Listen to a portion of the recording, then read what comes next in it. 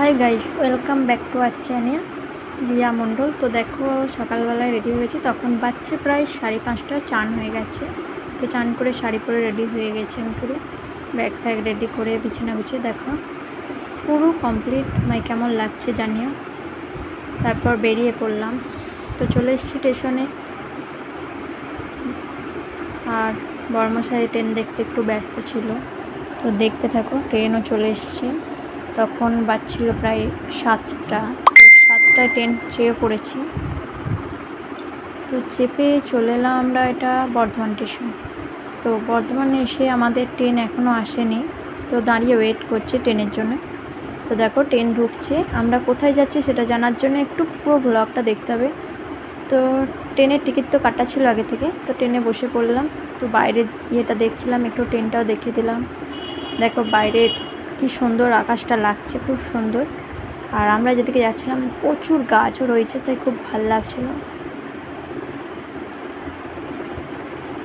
পুরো ব্লগটা দেখো, লাইক কমেন্ট শেয়ার করো। দেখো ট্রেনে আমরা আছি, তো ট্রেন থেকে নেমে চলে এসেছি আমরা, মন্দিরে ঢুকে পড়েছি। তোর চরণ ধরে থাকতে দিস রে জনম ধরে আমার মাগো। তো আমাদের পুজো দেওয়া হয়ে গেছে, এরপর আমরা বাড়ির দিকে রওনা, বাড়ির নয় বাইরে এবার যা কিছু আছে সেগুলো দেখবো বলে বেরিয়ে যাচ্ছি। এরপরে দেখো এখানে হচ্ছে সবাই, দেখো তারপর চলে এসছে এখানে হচ্ছে ধূপ জ্বালছিল সবাই, প্রদীপ জ্বালছিল, মোমবাতি জ্বালছিল, যার যেমন ইচ্ছা। অনেকজন বাবার স্থানে জলও ঢালছিল এখানে। তো এইখানে ছিল পুজো হচ্ছিল, আবার এখানে তোমাদের মায়ের যেখানে চোট হয় বলে, তো ওইখানটাও দেখলাম, পুকুরটা একটু ঘুরে দেখে নিলাম। তারপর দেখো চলে যাচ্ছি, কারণ এরপর বেরিয়ে পড়লাম, বেরিয়ে চলে এলাম এটা শ্মশানের দিকটা দেখলাম। দেখো এখানে চোটের জায়গা, তো এখানে অনেকজনা ভোলে বাবার মাথায় অনেক ঠাকুর আছে ওখানে, যেখানে সবাই জল ঢালছে।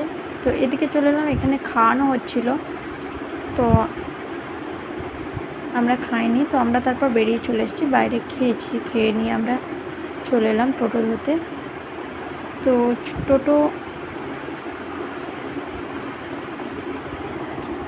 ধরে দেখো, টোটো এবার চাপা হয়নি, তো টোটো ধরে চলে এসেছি আমরা স্টেশনে। চলো নেমে পড়ি। আমরা চলে এলাম,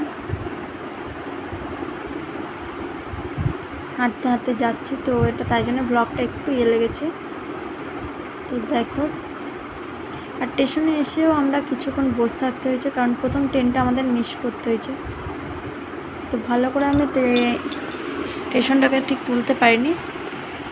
দেখো তারপরে স্টেশনের কাছে একদম এটা চলে এসেছি আমরা।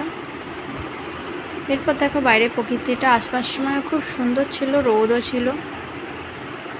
তো কেমন লাগলো সবাই একটু জানিও, লাইক কমেন্ট সবাইকে শেয়ার করতে হবে।